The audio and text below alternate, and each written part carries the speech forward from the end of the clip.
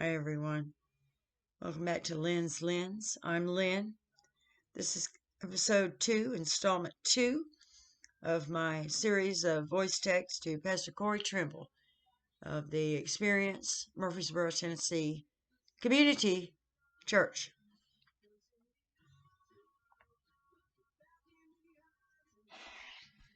And Bob starts texting me about where are you going to church today? I've got it all.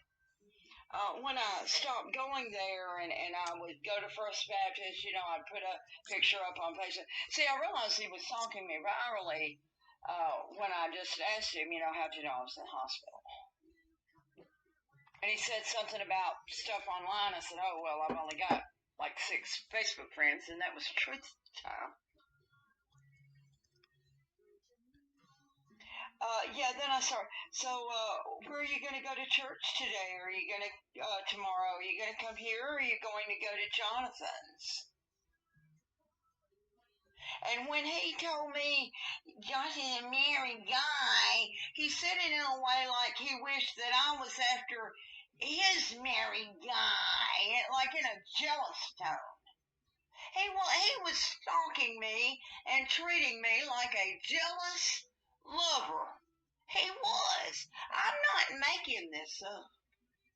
Oh, I've got the text. And by God, when he told me that, now this is what he finally did when he wasn't getting to me bad enough.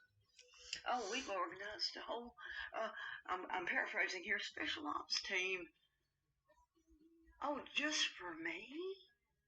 Yes. Oh, yeah, he came in special that Saturday night. That's another reason I went. I knew he didn't work Saturday nights. He came in special that night to do that to me. I said, all right, well, you can go home now. And he did. He went home. That's what he made a trip out there that Saturday night to do. Now, Cliff never let on like I was scary. But there was another guy there. He never even told me his name. He ended up being nice to me. Last time I saw him, it was Piggly Wiggly. When I first went in there, Corey, I was looking at those beaded necklaces, the one that I would give that little teething boy that I end up getting in trouble for. The one that when another woman played with him on the way out and Bob's standing there scolding me over it my very first time there, I said, oh, okay, so it's okay for her to do it. He never answered.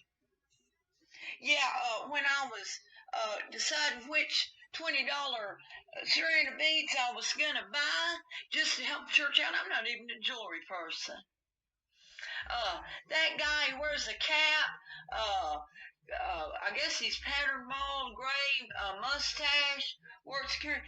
He looked at me with a hatefulest look in his eyes. You gonna pay for that? Now that was my very first offense. Within about 5 minutes, first man there. Experience Church, Woodbury. And the husband of that teething baby boy who spoke his first words to me, and it made his mother so mad. Oh, she got up real quick. That guy, bless his heart, was so embarrassed about the way his wife did me, Corey. Oh, yeah. They quit going, I think, or maybe I just quit going on Sunday mornings, but yeah, I can only imagine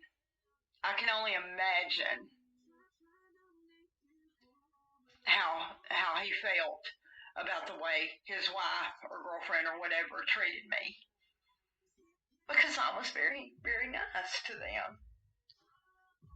I'm a grandmother. I'm an old woman in there, Just being nice. Just being nice. And that guy, he knew that. Oh, I could tell by the way he would greet me anytime. I think it was 2 more times I would see him. And he, was so warm like he felt bad, like he was trying to make up for how bad his old lady did me. And one more thing, Corey Trimble. Know this and know it well. The guys that came and helped me move knew nothing about Josh Brooker other than that he was once a high school English teacher. Now, maybe this was why Josh got scared I was going to try to hurt him that night, because I told him, I said, I'm going to start calling, next time I saw him, Corey, I said, I'm going to start calling you Tom Hanks, Private Ryan, whatever. I can't remember his name from the film, but I could at the time. He said, oh, what, you think I look like Tom Hanks? I said, oh, he wishes, he wishes. Now, that was the closest thing that I ever did to even come close. Maybe he thought that. Saving Private Ryan, Tom Hanks' character, there's an ongoing bit throughout the film, what he did for a living before he went to war. He was a high school English teacher. That's how Tom Hanks got brought up. And that was the only thing the guys who helped me move that day knew about Josh Brooker. I was flirting. I mean, my God. Anybody can be better looking than Tom Hanks for one thing. And for another thing, I am a modern day Ezekiel. I like to breathe life into new old dry bones. When I can, I encourage everybody. I don't care, young, old, handsome, ugly, fat, skinny, male, female. I don't care if you're a dog or an animal. I'm going to try to make you feel good. That's what I do. That's what I do, Corey. He's impersonable. He is entirely impersonable. That's why I finally just took my phone and started snapping pictures, because I thought, well, the time is going to come when I'm going to let that main pastor of this church in Murfreesboro know how he stood in that snow cone line court for an hour and a half. It was a long line. Ask anybody that was there. Maybe 2 hours. Ask anybody that was there. And stood straight ahead and talked to nobody. And it was packed. A community church pastor stared straight ahead at that snow cone truck with his little kids. And I took my little girl over there and introduced him. And, of course, he didn't introduce his kids. And then when we were walking around the trunk or treat, I finally see his wife for the first time. All right? I had never before seen that woman. I don't know, maybe she does kids ministry or something. But I had never even seen his wife. That is how impersonable Josh and company are. All right?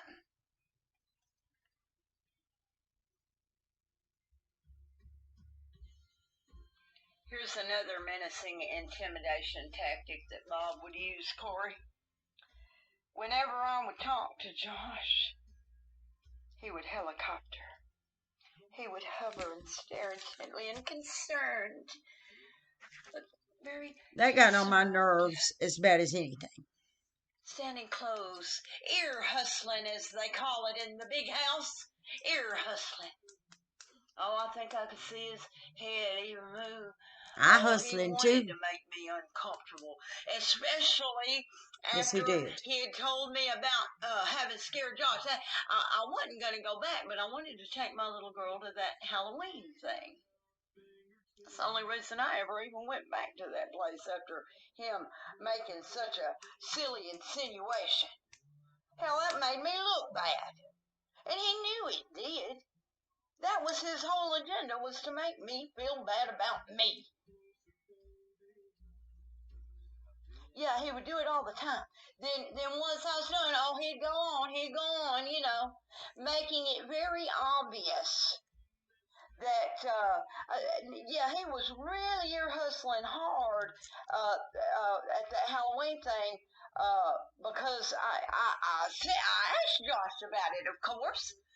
I said, Josh, did you say something about being scared of me one night? Oh, when you were beside my truck, or well, I don't know what he drives. I said, I don't know what you drive. So yeah, he was in on it. But other than that, everything that Bob told me, Josh didn't act like he knew anything about. That's All true. right. Yeah. It's what made it eerie. Tell you what else Bob saw me do, since he was watching me so closely. When I first went in there before the sermon started, I saw a sheriff's deputy SUV out in the parking lot. So I thought, hey, it might be Chris Brown, the one that saved my life out there at the mail house just a few days prior. I at least wanted to send my regards to Chris Brown. So I go out there and strike up a great conversation. His name was Vinny, and he, as we're parting company, he said, "You look good." I don't know, like he knew what I'd been through. I don't know why he told me that, because I sure didn't. I sure didn't look good, Corey. Bob said a couple of weeks later, when I was getting myself together, I said, "Hey, Bob, because I was trying to be friends with the guy, all right? I thought his intentions were all right. I didn't know how sinister he was at this point. I said, I know I look pretty rough first time I came in here." And he rolls his eyes a bit. So, well, I hate to use the word terrible because I know how funny you women are. And I took it graciously, and oh yeah, I know what you mean. I know what you mean. And still, seems like the nicer I was to him, the more he hated me.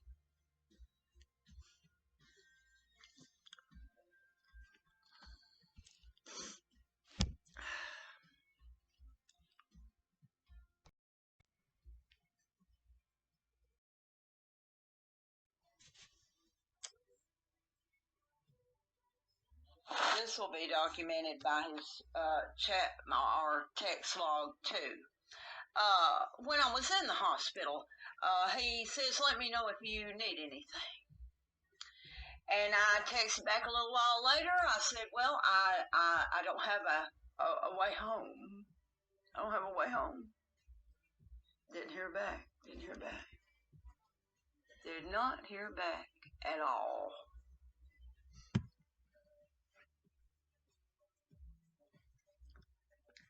Until, he started menacing me again.